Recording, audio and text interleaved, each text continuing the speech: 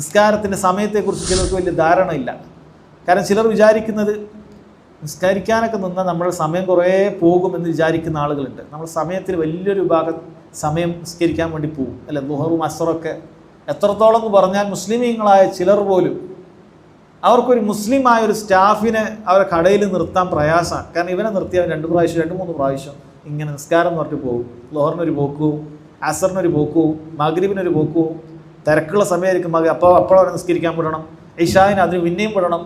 അതുകൊണ്ടൊരു മുസ്ലിമായൊരു സ്റ്റാഫിനെ എടുക്കേണ്ടതില്ല, പകരം ഒരു അവിശ്വാസി എടുക്കാൻ. അവരാകുമ്പോൾ അവിടെ തന്നെ നിന്നോളും, അവിടെ തന്നെ നിന്നോളും എന്നുപോലും ചിന്തിക്കുന്ന ആളുകളുണ്ട്. സഹോദരങ്ങളെ, യഥാർത്ഥത്തിൽ നിസ്കാരത്തിന് വേണ്ടി പോകുന്ന സമയം എത്രയാണ്? നേരത്തെ പറഞ്ഞതുപോലെ ഏതാനും മിനിറ്റുകൾ മാത്രമല്ലേ? ഏതാനും മിനിറ്റുകൾ മാത്രമാണ് നിസ്കരിക്കാൻ വേണ്ടി ഒരാൾക്ക് ആവശ്യമുള്ളൂ. അതിനപ്പുറത്തേക്ക് ആവശ്യമില്ല. ഒരുപാട് മണിക്കൂറുകളൊന്നും ആവശ്യമില്ല.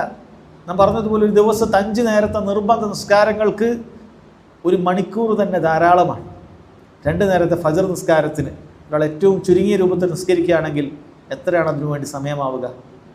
ഒരു 5 മിനിറ്റ് പോലും ആവുകയില്ല. 4 റക്അത്ത് ളുഹറിന് ഒരു 10 മിനിറ്റ് പോലും ആവുകയില്ല. അസറിനും അങ്ങനെ തന്നെ 25 മിനിറ്റായി, 3 നിസ്കാരം കഴിഞ്ഞു. പിന്നീട് മഗ്രിബ് 3 റക്അത്തിന് 10 മിനിറ്റ് തീരെ ആവശ്യമില്ല, 7-8 മിനിറ്റ് ധാരാളമാണ്. ഇശായിനും നേരത്തെ പറഞ്ഞ 10 മിനിറ്റ്, ഒരു 3/4 മണിക്കൂർ പോലും ആകുന്നില്ല എന്നുള്ളതാണ് യഥാർത്ഥത്തിൽ 5 നേരത്തെ നിസ്കാരത്തിന്. ഇത്ര മാത്രമേ യഥാർത്ഥത്തിൽ നിസ്കാരത്തിന് സമയമുള്ളൂ. അതേപോലെ തന്നെ സഹോദരങ്ങളെ, നിസ്കാരത്തിന് ചിലരുടെ ധാരണ എന്ന് പറയുന്നത് കുറഞ്ഞ നേരത്തെ ആ നേരത്തെ നിസ്കരിച്ചാലും നിസ്കാരം കിട്ടുള്ളൂ, അതുകൊണ്ട് എനിക്കിപ്പോൾ അത് പറ്റൂല എന്നാണ്.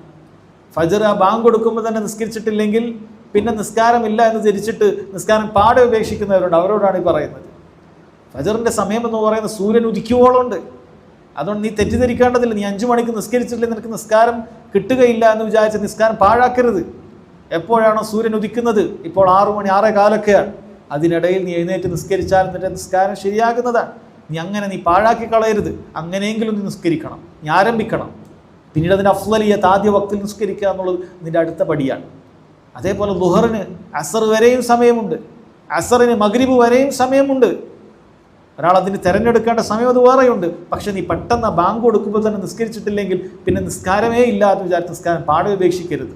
മഗ്രിബിൻ്റെ സമയം ഇശാ വരെയുണ്ട്, ഇശാവിൻ്റെ സമയം അർദ്ധരാത്രി വരെയുണ്ട്. ദറൂറത്തിൻ്റെ സാഹചര്യത്തിൽ നിർബന്ധിത ഘട്ടത്തിൽ ഫജ്ർ വരെയുമുണ്ട്. അപ്പോൾ വലിയ സമയമുണ്ട്. നീ നിസ്കാരം ആ സമയത്ത് ചില ആളുകളുടെ ധാരണ അതാണ്, ബാങ്ക് കൊടുക്കുമ്പോൾ നിസ്കരിച്ചിട്ടില്ലെങ്കിൽ പിന്നെ ഞാൻ നിസ്കരിക്കേണ്ടതില്ല എന്ന് വിചാരിച്ച് ഒഴിവാക്കുന്ന ആളുകളുണ്ട്. അതുകൊണ്ട് അവർ ഒഴിവാക്കരുത്. ആ സമയത്ത് എപ്പോഴെങ്കിലും നിസ്കരിക്കാൻ നീ ശ്രദ്ധിക്കണം. അങ്ങനെ നീ തുടങ്ങണം, നിസ്കാരം ആരംഭിക്കേണ്ടതുണ്ട്.